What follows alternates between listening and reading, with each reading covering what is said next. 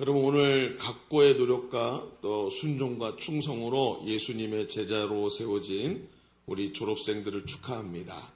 여러분, 사람은 말입니다. 나이를 먹을수록 경험이 쌓이고 노련해지죠. 이 말은 경험을 통해 사람이 어떤 존재인지를 알게 된다는 겁니다. 노련해진다는 것은 그냥 뭔가를 잘 알고 있다는 것의 의미를 넘어서 우리가 살고 있는 사람, 사회를 이루고 있는 사람이 어떤 존재인지를 알게 된다는 의미입니다. 경험을 해봤죠. 배신도 당해보고 쓴맛도 보면서 야, 이게 생각처럼 되는 게 아닌구나 하는 것을 알게 되는 것이 경험이라는 겁니다. 그래서 긍정적으로 보면 경험이라는 것은 노련해지는 것이지만 실제적으로 보면 우리 마음속에 비관적 관점이 발달하는 겁니다. 저 사람을 보면서 기대하지 않는 거죠. 그게 노련해지는 겁니다. 사람에게 기대하면 실망하기 때문에 사람에게 마음을 주면 그 마음만큼 상처를 받게 되기 때문에 노련한 사람은 사람을 기대하지 않게 되는 겁니다. 그러면서 그 비관적 관점이 발달하게 되고 그만큼 기대하지 않게 되면서 실수를 하지 않게 되는 게 노련함이죠. 그러니 여러분 생각해 봅시다. 성장이라는 말, 졸업하는 우리 졸업생들에게 성장이라는 말은 너무나도 소망적이고 긍정적인 말이지만 다른 면을 보면 많은 경험을 통해 사람이 비관적이 되고 광부가 더 부각되는 게 아니라 안부에 대해서 더 잘 알게 된다는 뜻인 겁니다. 이게 여러분 절대로 쉬운 말이 아닙니다. 오늘 우리가 읽은 말씀을 보면 이스라엘이 가나안 정복 정쟁을 끝나고 시간이 지나가지요. 그리고 하나님께서 이스라엘을 쉬게 하셨고 지도자인 여호수아가 이제는 나이 많아 늙었다라고 얘기합니다. 인생이 황혼의 끝자락에 섰다는 말이죠. 그는 경험이 많습니다. 그 말은 인생을 알고 있다는 것이고 세상이 낙관적인 생각만 가지고 되는 것이 아니라는 것을 경험을 통해 알고 있다는 거죠. 그러니 여러분 연세가 많으신 어르신들 보면 마음속에 이 분노가 많은 분들을 가끔 보게 됩니다. 인생을 진짜 여러분 실전으로 경험하고 나니까 인생이 지나가고 나서는 마음속에 분노가 남는 사람들이 많다는 것이죠. 이런 일들이 많습니다. 그런데 오늘 이 여호수아가 이스라엘 백성의 장로들과 수령들을 다 불러서 자신의 인생의 마지막으로 무언가 중요한 유언을 하려고 하는데 그가 이 경험의 단점을 우리 가지고 있는 그가 오늘 굉장히 다른 말로 저들에게 이스라엘 백성에게 유언을 남깁니다. 그 말은 야, 내가 경험해 보니까 인생이 쉽지 않더라. 하나님이 약속하셨지만 우리가 살아오면서 너무나 힘든 시간들을 거쳤으니까 너희도 잘해봐라. 이런 얘기가 아니라 오히려 정반대로 마치 유치원생이 내일 소풍 가는 듯한 어조로 말을 하는 것을 이 말씀을 통해 우리는 발견할 수가 있습니다. 오늘 우리가 살아가는 현장은 시간이 갈수록 더 많은 희망이 필요하지요. 왜요? 시간이 갈수록 더 많이 절망하기 때문에요. 경험이 쌓이고 갈수록 노련해진다는 것은 희망을 더해 빛나는 삶이 되어야 되는데 희망이 부족하고 오히려 절망과 비관으로 가는 모습들이 더 많아진다는 것을 의미한다면 오늘 우리가 여호수아의 이야기를 좀 깊이 들어봐야 된다는 겁니다. 그가 어떻게 저렇게 많은 연륜과 전쟁터를 돌아다닌 저 사람이 이렇게 긍정적이고 낙관적인 얘기를 할 수 있을까? 오늘은 우리는 이 말씀을 좀 깊이 바라보면서 우리의 삶이 낙관과 비관 사이에서 어디로 가야 할지 또 어떤 삶의 자리에 서야 될지를 좀 깊이 바라보는 좀 시간이 되시기를 바랍니다. 자, 주보 3면을 펼쳐보시면 오늘 말씀의 제목은 낙관과 비관 사이에서 라고 정해놓고 첫 번째 이렇게 한번 써볼까요? 세상을 보며 비관적이 되지만 하나님을 만나면 낙관이 일어납니다 하고 써봅시다. 두 단어만 쓰면 되겠습니다. 비관적이 되지만 하나님을 만나면 낙관이 일어납니다. 자, 첫 번째 좀 펼쳐가 보죠. 여러분, 여호수아는 이스라엘의 장로들과 수령들을 불러 유언을 남기고 있다 그랬죠. 그런데 그가 현실을 바라보는 관점을 보시죠. 5절을 읽어볼까요? 5절을 이렇게 말합니다. 같이 읽어봅니다. 시작. 너희의 하나님 여호와 그가 너희 앞에서 그들을 쫓아내사 너희의 목전에서 그들을 떠나게 하시리니 너희 하나님 여호와께서 너에게 말씀하신 대로 너희가 그 땅을 차지할 것이다. 이상하죠, 여러분? 뭐가 이상하죠? 전쟁이 끝났고 하나님이 약속하신 대로 이 땅을 이스라엘 백성에게 주었다 그랬는데 그 땅에서 온전하게 살고 있던 원주민들이 지금 쫓겨갔습니까? 안 쫓겨났습니까? 예? 성경을 읽을 때는 그냥 읽지 마시고 지금 그렇죠? 그림이 있어야 이해하시는 분들 많으신 것 같아요. 여러분 뭐라고 지금 돼 있어요? 아직 쫓겨나지 않았다는 거예요. 하나님이 분명히 이 땅을 너와 내 자손들에게 주겠다고 얘기하셨고 평안을 주셨다 그러는데 가나안 족속들이 그들에게 있다는 거예요. 아직 완료되지 않았다는 겁니다. 미완성이지요. 뭔가 된 것 같은데 사실은 아니라는 거죠. 현실은 된 것이 아무것도 없고 여전히 암담하더라는 것입니다. 여러분 예수를 믿으면 우리가 느끼는 게 그겁니다. 예수 믿고 구원받아 하나님 자녀가 됐다고 말하는데 이상하죠. 이 땅을 살아가면서 변한 게 아무것도 없는 거예요. 우리가 자주 느끼는 겁니다. 저도 말입니다. 여러 학교를 다니면서 졸업을 여러 번 해봤습니다. 그런데 졸업하면서 느끼는 게 뭔지 아세요? 한 번도 야 끝났다 속 시원하다 이런 일이 한 번도 없더라고요. 오늘도 그 저주받은 말을 누군가 했어요. 졸업은 시작입니다. 그러니까 졸업하고 끝이라고 생각했는데 그게 아니라 끝이 아니라 또 뭔가 있다라고 자꾸 얘기하면서 뭔가 여전히 헤쳐나가야 될 문제가 우리 삶에 산적하다고 얘기를 하는 거예요. 그런데 여호수아의 말을 들어보면 가만히 들어보면 크게 하나도 문제가 되지 않는 것처럼 말합니다. 너희 하나님 여호와께서 너희에게 말씀하신 대로 너희가 그 땅을 차지하게 될 것이다. 이렇게 말을 하는 거예요. 왜 그럴까요? 그가 그렇게 많은 경험을 갖고 있는 사람이 야 세상의 인생이란 게 다 그래. 하나님이 약속하셨지만 이게 쉽게 될 것 같니? 너희가 더 좀 노력 좀 하고 이렇게 계획을 세워봐. 이렇게 말하지 않고 오히려 하나님 앞에서 이 일이 반드시 될 것이라고 얘기하는 거예요. 왜 그럴까요? 그는 현상을 보고 야 이게 될까 안 될까 49% 51% 이렇게 보는 게 아니라 하나님의 약속을 믿고 있다는 거예요. 이게 좀 다른 부분입니다. 여러분 많은 사람들이 낙심할 때 보면 아직 끝나지 않은 것을 끝났다고 생각하면서 문제가 시작되더라고요. 제가 부산에 자주 내려갑니다. 이제 성경 본부가 거기 있으니까 부산에 자주 내려가는데 내려갈 때 운전을 해서 내려갈 때가 많아요. 그런데 여러분 혼자서 서울 부산 운전하는 거 결코 쉽지 않습니다. 어디서부터 문제가 생기냐면 큰맘 먹고 중간에 가다 휴게소를 2번만 가자 생각하고 식사 어디서 해야 되겠다 하고 생각하고 몰고 내려가요. 근데 대구에 딱 도착하잖아요. 그럼 한숨이 딱 쉬어지면서 야 이제 다 왔다 이렇게 생각을 하죠. 실제로 아직 4분의 1이 남았습니다. 근데 여러분 부산에 가다 보면 대구부터 부산이 힘들어요. 깔딱고개입니다. 그게 화물차들도 엄청나게 많고요. 그리고 도로도 쉽지 않습니다. 울퉁불퉁하기도 하고. 그런데 있잖아요. 그때부터 힘들어지기 시작하는 거예요. 왜요? 조금 전까지는 운전할 때 마음을 다부지게 먹고 왔는데 여러분 대구가 딱 지나면서 이제 다 왔다라고 생각하는 순간부터 갑자기 힘들어지기 시작하더라고요. 왜? 마음의 자세가 바뀐 겁니다. 여러분 경험이 많은 여호수아는 아직도 가나안 족속을 쫓아내지 못한 현실을 보면서 비관적이 되는 것이 아니라 하나님이 하시겠다고 약속하신 말씀을 마음에 딱 붙잡은 거예요. 그러니까 눈앞에 보이는 환경이 지금 사람이 남았냐 아직 다 쫓겨나지 못했냐 이게 아니라 하나님은 반드시 약속한 것을 이루신다는 그것에 대해서 마음을 꽉 지키고 있더라는 것입니다. 그렇습니다. 여호수아는 한 생애를 살면서 하나님께서 약속하신 것을 지키고 일하시는 분이라는 걸 자기가 경험을 통해 알고 있었습니다. 말씀하신 대로 소리를 질러라 해서 소리를 질렀더니 여리고 성이 무너지는 것이지요. 우리가 돌 하나 던지지 않았고 공성태 한번 치지 않아도 성이 왕창 하나님의 약속처럼 무너지는 것을 그는 평생 봐온 겁니다. 이것이 지금까지 어떤 요동치는 환경 속에서도 그가 흔들리지 않고 달려갈 수 있었던 힘이라고 이 여호수아가 말합니다. 여러분 제자대학 훈련을 받고 마지막 졸업을 앞두면 졸업고사라는 걸 치릅니다. 그리고 그 졸업고사를 끝나고 저와 면접을 1대1 면접을 합니다. 왜 이렇게 막 뻑적지근하게 졸업식을 하는 줄 아시겠습니까? 이 2년 동안의 과정이 절대로 그냥 넘어가는 게 단 하나도 없어요. 오죽하면 이분들 중에는 10년 걸렸다고 말하죠.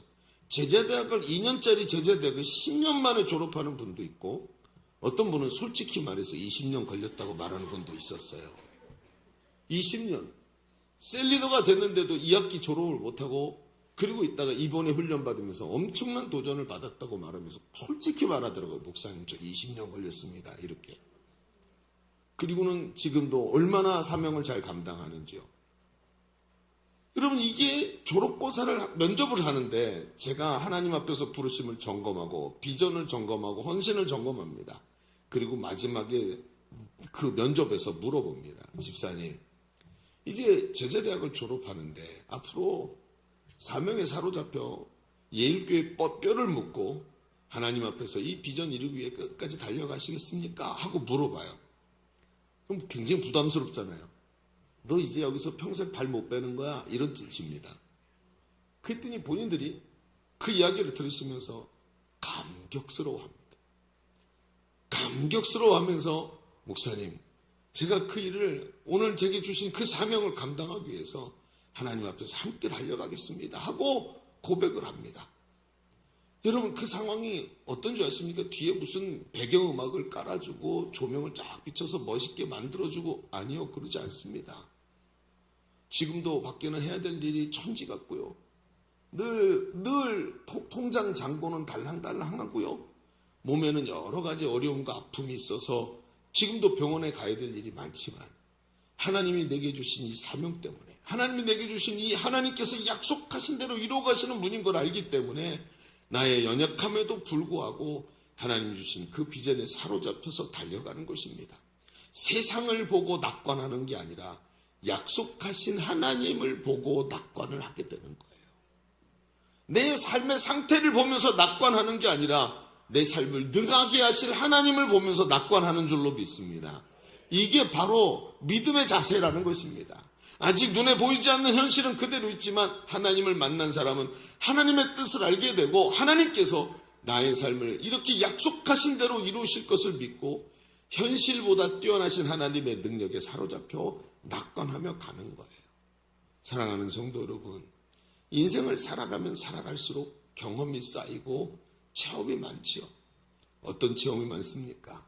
배신당했던 체험, 해도 안 되던 체험, 점점 늙어가고 삶이 희망이 없어지는 체험을 우리는 매일 하고 살아갑니다.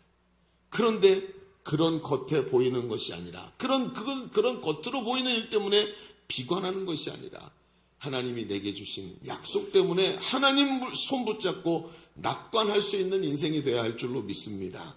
그래서 이상하게도 예수 믿는 사람은 늘 기쁜 모습이 저 산 밑에서부터 올라오는 기쁨이 보이지요. 그니 옆에 있는 사람들이 물어봐요. 뭐가 그렇게 좋냐고. 뭐 그렇게 사람이 철없이 그렇게 희죽희죽 웃고 다니냐고.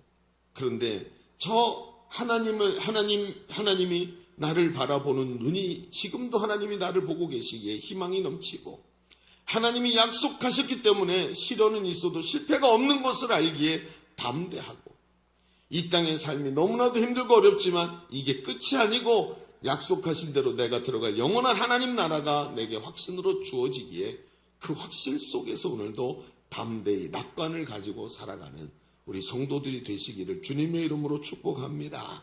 우리는 지금까지 첫 번째 이야기를 하면서 경험 많은 여호수아가 보여주는 낙관의 자세를 살펴보았습니다. 여호수아는 전쟁터에서 수많은 경험을 했지만 세상을 비관으로 보지 않고 일하시는 하나님의 약속을 붙잡고 낙관으로 보는 실력 있는 믿음의 소유자였습니다. 그런데 우리가 오늘 이런 이야기를 하면 아마 가만히 집에 가서 오늘 말씀을 생각해 보시면 이런 생각이 드실 거예요. 목사님, 맞아요. 목사님 말씀이 맞고 성경 말씀도 맞지만 목사님도 아시지만 실제 삶의 현장에서는 낙관과 비관 사이가 그렇게 가깝지 않은 걸 목사님도 아시지요? 이 생각이 금방 드실 겁니다. 실제로 제자대학을 졸업하는 날 가슴은 뜨겁고 열정은 있지만 시간이 가면 점점 현실의 벽과 부딪히면서 내 열정도 식고 마음도 식고 배운 대로 안 되는 것을 알면서 그저 나도 어느 날 보면 행복 모임에 또 무슨 몇 사람 전도하고 또 안 되겠지 이런 생각들을 가지면서 자꾸 비관적인 생각들이 들어오죠. 그래서 이 거리가 낙관과 비관에 좁혀서 비관을 넘어서 낙관으로 넘어가야 되는데 이게 안 돼요. 그러다 보니까 어때요? 자기 자신에 대한 좌절, 불신이 생겨요. 기도한다고 되냐? 예수 믿는다고 바뀌냐? 수많은 믿음의 사람들이 바로 넘어지는 자리가 여기입니다. 믿음이 없는 게 아니에요. 해도 안 되니까 자기 자신에 대한 불신으로 내가 믿음이 없어서 그래. 내가 죄를 지어서 하나님이 내 기도를 안 드시는 것 같아. 이러면서 자기 자신에 대한 비관으로 자꾸 흘러요. 그러니까 어때요? 기도도 안 하는 자리에 가게 되는 것입니다. 그러면 우리가 이런 생각이 들지요. 실제적으로 삶에서 낙관과 비관이라는 이 넓은 간극을 어떻게 해야 될까? 이게 우리의 현실의 문제죠. 분명히 낙관으로 가야 되는 걸 아는데 이 둘의 간격이 너무나 멀단 말이에요. 그러니까 현실에서 자꾸 좌절합니다. 우리가 이 얘기 두 번째 얘기에서 한번 해볼까요? 이렇게 한번 써보시죠. 주보에다가 이 간극을 극복하기 위해서 우리는 존재의 격차를 극복해야 합니다. 이 도대체 무슨 말입니까? 이 존재의 격차라는 게 뭡니까? 자, 여호수아는 말입니다. 현실을 넘어서는 낙관에 대한 이야기를 하는데 그러면서 6절에 연이어서 참 재밌는 얘기 한마디를 딱 합니다. 뭐라고 하느냐? 6절 볼까요? 6절. 자, 같이 읽어보겠습니다. 6절. 방송실 6절요. 네, 부탁드려요. 플리즈. 예, 그래요. 자, 같이요. 6절 읽어볼까요? 시작. 그러므로 너희는 크게 힘써 모세의 율법책에 기록된 것을 다 지켜 행하라. 그것을 떠나 우로나 자로나 치우치지 말. 율법을 지켜 행하라고 얘기를 하는 거예요. 아니, 낙관적인 얘기를 하면서 그가 자기가 낙관에 있을 수 있는 것에 대해서 이야기를 하는데, 그러므로 여러분 이 접속사가 뭐죠? 앞에 것과 뒤에 것의 인과관계를 설명하는 접속사가 그러므로죠. 그러니까 무슨 얘기예요? 앞에 있는 하나님께서 너희를 이렇게 승리케 하시고 그 이방족 속들을 다 쫓아내실 것을 나는 확신한다. 낙관한다. 그렇기 때문에 너희들은 이렇게 해야 된다. 즉, 이 두 가지가 인과관계 속에 있어요. 그게 뭡니까? 하나님의 율법을 지켜서 하나님의 말씀대로 살아간다. 이런 얘기인 겁니다. 자, 우리는 이 대목을 다루기 위해서 하나님과 인간의 존재 격차에 대해서 조금 얘기를 해봐야 됩니다. 여러분, 하나님은 어떤 분이십니까? 하나님은 영이십니다. 여러분, 아멘입니까? 영이고 전능하신 분이에요. 여러분, 하나님을 수식하는 이 용어들 중에 전지전능, 그 다음에 또 한 가지 무소부재라는 말이 있습니다. 전지전능이 뭐예요? 모든 것을 다 알고 모든 것이 가능한 게 전지전능이에요. 그렇죠? 무소부재, 부재한 자리가 없어요. 어디에나 계셔요. 이분이 하나님이세요. 그래서 하나님은 어떠냐면 하나님께는 오늘 여기 계시면서 동시에 땅끝에도 계시고 오늘 내 속에도 계시지만 동시에 우리 모두의 마음속에 함께 계시는 줄로 믿습니다. 무소부재가 바로 이런 얘기예요. 그럼 전지전능은 뭡니까? 영이시기 때문에 모든 것을 아시고 모든 것을 하시는 권한을 가지고 계신 분, 창조주이시니까. 이분에게는 성경에 기록합니다. 천년이 하루 같고 그분에게는 하루가 천년 같은 분이라는 거예요. 그러니까 여러분, 이런 존재와 여러분 인간을 비교해 보십시오. 하나님은 후회가 있으실까요? 후회라는 거 반드시 뭐 속에 있어야 후회가 됩니까? 시간 속에 있어야 후회가 있습니다. 근데 하나님은 천년 전과 천년 후가 한 점이신 분이에요. 여러분, 후회라는 게 존재하지 않는 분이 하나님이십니다. 그리고 세상의 모든 곳에 동시에 계셔서 나는 여기 있으면 저기 같이 있을 수 없지만 나와 어느 곳에서나 함께 하실 수 있는 분, 바로 이런 분이시지 않습니까? 그런데 여러분, 이런 존재와 바로 우리 인간이라는 존재를 비교해 보십시오. 인간이 어떻죠? 육체라는 유한성 속에 갇혀 삽니다. 물리 법칙에 의해 지배를 받으면서 날마다 늙어갑니다. 늘 이 몸 안에 갇혀갖고 육체가 연약해가지고 질병이 끊임없이 일어납니다. 하나 고치면 하나 문제 생기고 하나 고치면 하나 문제 생깁니다. 시간 속에 존재하기 때문에 늘 현재에만 있습니다. 그러니까 과거로도 돌아가지 못하고 늘 과거를 연민하고 미래도 손댈 수가 없어서 미래를 두려워하면서 미래 때문에 덜덜덜덜 떱니다. 여러분, 보험을 수도 없이 들어놓고 내 미래에 닥쳐올 불행을 막아보려고 애를 쓰지만 두려워서 덜덜 떨고 자기의 연민에 빠져 삽니다. 여러분, 전능자와 유한한 존재의 격차를 우리가 인식해야 됩니다. 여러분, 생각해 보시죠. 하나님께는 이미 완료된 일입니다. 하나님 이미 결정하셨고 다 끝났어. 나는 이미 결정 끝나고 내가 다 했어. 그런데 우리에게는 어떻게 그게 다가오죠? 그게 시간의 과정을 통해서 다가와요. 예를 들어 생각해 봅시다. 예수님을 영접했어요. 여러분, 구원 받았습니까? 아니, 아직. 그럼 천국에 가야지 왜 여기 계십니까? 구원 받았으면 천국 받아서 하나님 가서 하나님 백성 돼야 되잖아요. 하나님은 우리의 구원을 이미 결정하신 줄로 믿습니다. 요한복음 10장 28절에 이렇게 말해요. 내가 그들에게 영생을 주노니 영원히 멸망치 아니할 것이요 또 그들을 내 손에서 빼앗을 자가 없느니라. 그들을 주신 내 아버지는 만물보다 크심에 아무도 아버지 손에서 빼앗을 수 없느니라. 이미 구원을 완성하셨다라고 표현하시는 거예요. 그런데 여러분, 그 구원을 이루신 하나님은 영원 속에 계시는 분인데 그게 존재의 격차를 넘어서 우리에게 올라오면 어떻게 되죠? 오늘도 내가 내 인생이 마감되는 그날까지 어떻게 걸어갑니까? 믿음의 세계를 걸어가죠. 예수 그리스도가 내 안에서 시료 지배해야 된다. 지난주에 그 말씀 드렸죠. 시료 지배하는 삶을 오늘도 살아가면서 날마다 성화의 과정을 거치면서 우리 육신과 싸우고 정욕과 싸우고 죄와 싸우면서 날마다 걸어가는데 하나님은 그 과정을 지키셔서 우리를 반드시 구원의 자리에 이르게 하실 줄로 믿습니다. 그 믿음을 보면서 우리는 이 존재의 격차를 그대로 가지고 하루하루를 살아가는 거예요.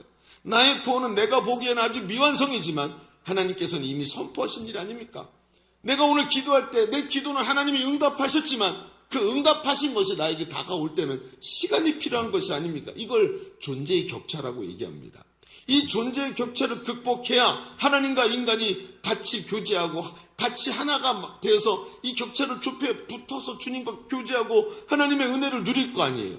하나님과 존재의 격차를 극복하고 교제하는 방법이 뭐예요? 오늘 얘기한 이 율법을 지켜라. 우리말로 하면 믿음과 순종입니다.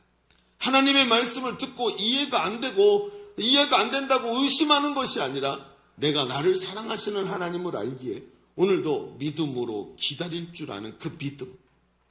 여러분, 우리 가운데 이 엄청난 격차가, 하나님과 우리 사이에 있는 엄청난 격차에 구렁텅이가 이만한 게 파여 있는데 그 격차 속에서 우리는 피부에 느껴지는 현실을 더 가깝게 보게 됩니다. 눈에 보이지 않는 하나님을 사랑하지만 동시에 눈에 보이는 세상의 소망을 두고 세상의 속임수에 속아서 목이 말라 신기루를 쫓아가는 사람처럼 잡히지 않는 세상 정욕으로 향해 달려가려고 무지하게 노력합니다. 왜 그렇습니까? 이 존재의 격차 속에 구렁텅이가 있어서 그래요. 그래서 세상을 따라가다가 실망하고 절망합니다. 존재의 격차가 발생하는 지점에 큰 구렁텅이가 있기 때문에 그래요. 이 구렁텅이에 빠져서 비관에 사로잡히게 됩니다. 그런데 중요한 게 있습니다. 이 큰 격차에 있는 구렁텅이를 메꾸는 방법이 있어요. 그 메꾸는 방법이 뭔지 아십니까? 히브리서 11장 1절에 정확하게 말합니다. 히브리서 11장 1절 같이 읽어볼까요? 시작. 믿음은 바라는 것들의 실상이요 보이지 않는 것들의 증거니 선진들이 이로써 증거를 얻었느니. 믿음이라는 게 보이지 않는 것, 아직 바라지만 나에게 다가오지 않은 그것의 사이에 격차가 있는 이 큰 구렁텅이를 믿음이라는 것으로 메꾼대요.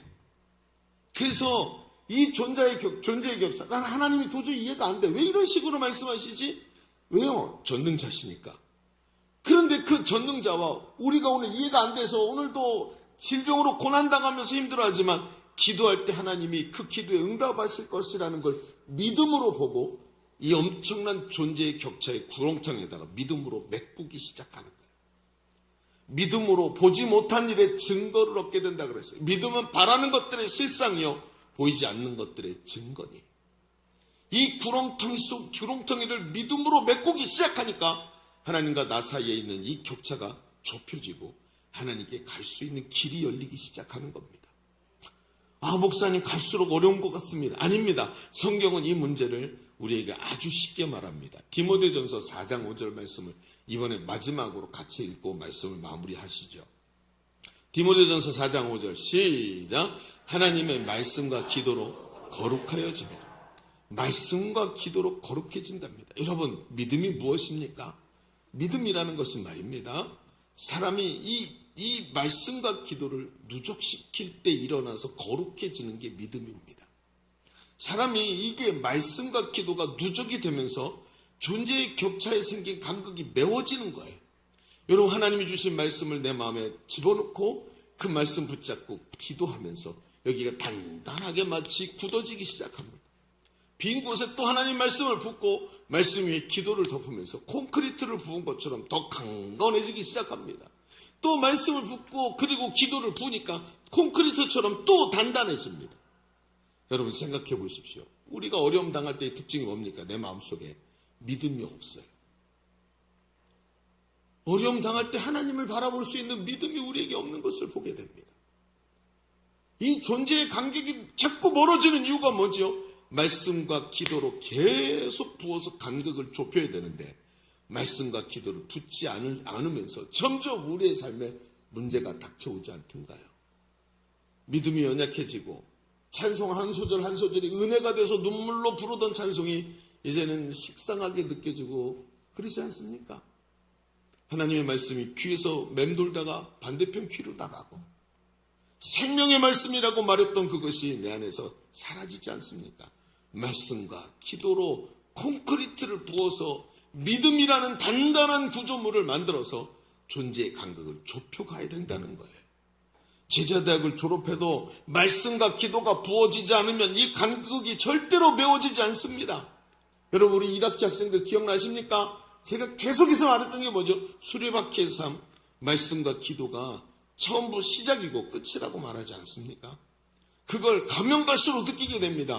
말씀과 기도가 들어가니까 하루가 담대해지고 기쁘고 감사한데 말씀과 기도가 사라진 내 마음속에는 계속해서 염려와 걱정과 존재의 격차가 계속 벌어지는 걸 보게 됩니다. 여러분 내일 아침부터 세일의 새벽 기도회가 시작이 됩니다. 21일 동안 7일이 3번이니까 그래서 세일이라 그러지 않습니까? 21일 동안 말씀과 기도가 새벽마다 부어지는 거예요. 여러분 원하지 않아도 어쨌든 억지로라도 가기로 마음에 딱 작정을 했으니까 나 좀 깨워줘 우리 같이 가자 하고 서로 이야기를 해서 같이 나가기 시작했습니다. 근데 희한하죠. 첫날 그렇게 피곤합니다. 여러분 첫날 새벽 기도하고 아침에 출근하면 죽을 맛입니다. 하루 종일 졸리고 일이 손에 안 잡히지요. 근데 이틀 3일 말씀이 부어지고 기도가 덮여지고 말씀이 부어지고 기도가 덮여지면서 한 3, 4일 지나기 시작하면서부터 눈빛이 열리기 시작합니다. 일주일 지나면 사람들의 눈빛이 바뀝니다. 그리고 말씀에 주목하고 자기가 이번에 작정했던 기도가 응답될 것이 확신이 오기 시작합니다. 그러면서 점점 기도하면서 존재의 간격이 메워지기 시작합니다. 21일 새벽 기도회가 끝날 때쯤 되면 무슨 대단한 병치유의 역사가 일어난 것도 아니고 로또 복권에 맞은 것도 아니고 대단한 기도응답이 일어난 것도 아닌데 이 속에 담대한 능력이 나타나기 시작합니다. 눈빛이 달라지고 삶에 대한 고백이 달라집니다. 그러면서 세상을 향해 바라보지 않고 말씀을 붙잡고 담대히 살아가는 성도의 삶이 딱 눈앞에 보이기 시작합니다. 그게 뭘까요? 바로 이 존재의 차이를 메우는 믿음 그것입니다. 여러분 세일에는 단순한 기도의 시간이 아니라 새벽 기도의 시간이 아니라 믿음으로 이 격차를 메우는 시간인 것입니다. 여러분 마음에 작정하시기를 바랍니다. 여러분 세일에 새벽 기도에 매해 하는데 하다가 피곤하면 못 가는 거고 어쩔 수 없지 이렇게 말하면 여러분 첫날부터 못 나옵니다. 대구 지났네 다 왔네 하는 순간부터 운전이 힘들어지는 것처럼 내가 어쩌다 보면 잘 되겠지 하고 생각하면 첫날부터 못 나옵니다. 이렇게 생각하셔야 됩니다. 따라합시다. 내가 이번 세일에 개근하리라. 응답 받으리라. 이렇게 생각하셔야 돼요. 이때부터 일이 벌어지는 겁니다. 사람이 마음 먹지 않고 되는 게 있던가요? 아무것도 없습니다. 세일에 단순한 기도의 시간이 아니라 믿음으로 격차를 메우는 시간이라 내 마음에 작정하고 하나님 앞에 감당하겠다고 생각하셔야 됩니다. 저희 집은 말입니다. 개인적으로 저희 집 얘기를 해드리겠습니다. 저희 집은 세일회가 딱 준비가 되면 집에 감성금 봉투를 21개 가져갑니다. 그리고 번호를 매겨놓고 첫째 날, 둘째 날, 셋째 날 준비를 해놓고 그리고 시작해서 매일 아침마다 하나님께 예물을 드리면서 21일 동안 마치 제단을 쌓는다는 마음으로 하나님께 드립니다. 여러분 이것이 마음을 정하는 자의 모습인 것입니다. 여러분 하나님께서 그 기도에 응답하실 줄로 믿습니다. 우리가 하나님과 존재의 격차를 메꾸고 오늘도 하나님 앞에 낙관이라는 자리에 설 수 있는 힘이 생기더란 말이죠. 인생이 아무리 몰아쳐도 하나님의 손을 꽉 붙잡고 걱정하지 마 하나님이 하신다 하고 담대하게 설 수 있는 사람이 되더라는 거예요. 여러분 우리 말씀을 마무리 지으시지요. 우리는 인생을 살아갈수록 낙관적이라는 소리를 듣게 될 것입니다. 당신은 참 이런 어려운 데도 이렇게 낙관적이에요. 왜요? 사람을 낙관하지 않고 하나님을 낙관하기 때문입니다. 일하시는 하나님, 우리에게 약속하신 것을 성취하시는 하나님, 그 하나님을 경험하고 오늘도 이 땅에서 승리하는 하나님을 낙관하는 믿음을 가지고 있는 성도들 되시기를 주님의 이름으로 축원합니다.